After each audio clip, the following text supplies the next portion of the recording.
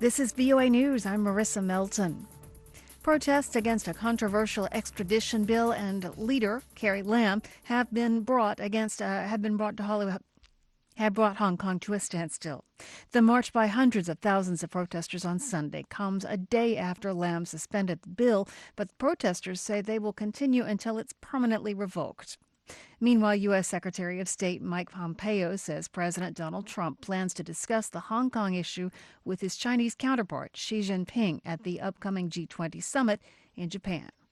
Amid rising tensions in the Persian Gulf, Secretary Pompeo told Fox News on Sunday that Washington would guarantee freedom of navigation for shipping through the Strait of Hormuz. This is an international challenge. This is important to the entire globe.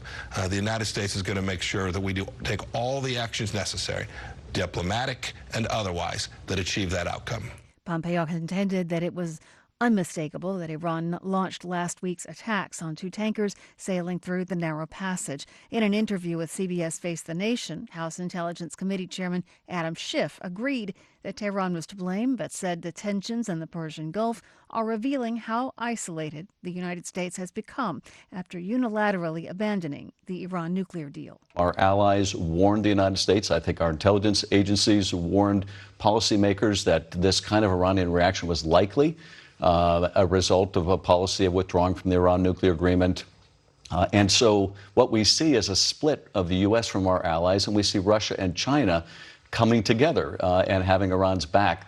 Meanwhile, Iranian President Hassan Rouhani says his country will continue to curtail its compliance with a nuclear deal unless other global powers that entered the agreement show positive signals. He did not elaborate on what those signals might be. This is VOA News.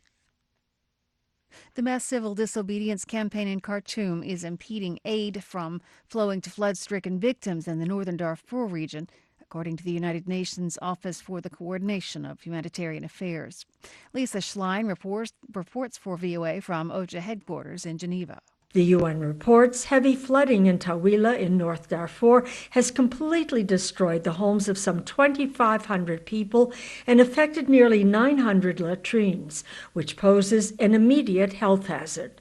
OCHA spokesman Jens Laerke says flood victims are in urgent need of shelter, food and non-food items, and health services. But he notes humanitarian operations are being hampered by unstable conditions in Khartoum. That means that some of the cash that needs to go to Darfur is not arriving, so they simply can't pay locally for the services. In addition to this natural disaster, Laerke tells VOA violent intercommunal clashes broke out in Dilaj in Central Darfur a few days ago. Lisa Schlein also reports that UN humanitarian operations in Sudan are struggling for lack of money. Less than 1/4 of the $1.2 billion United Nations appeal for Sudan is funded. In the United States, the battle to contain the worst measles outbreak in 27 years has a new front: summer camp. AP correspondent Julie Walker reports. Of the 170 camps in Sullivan County, north of New York City, 139 of them are Orthodox Jewish. And with that community hit hardest by the measles outbreak, Sullivan County spokesman Dan Hoost says they've taken the extra step to make vaccinations mandatory for all campers and staff. Our greatest fear, of course, is that it would magnify into a much larger outbreak. The public health order from Sullivan County, as well as a similar order in Orange County, have been challenged in court, but legal experts believe those cases will have to be withdrawn given New York's removal of religious exemptions for vaccinations.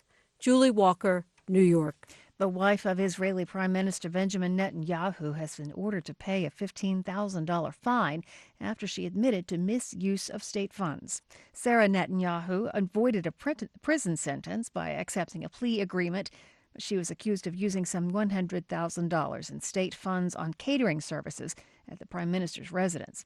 Her defense lawyers argued that the case was politically motivated. In 2016, a court ordered Sarah Netanyahu to pay a former housekeeper $47,000 in damages in response to accusations of verbal abuse and mistreatment. I'm Marissa Melton, and you're listening to VOA News.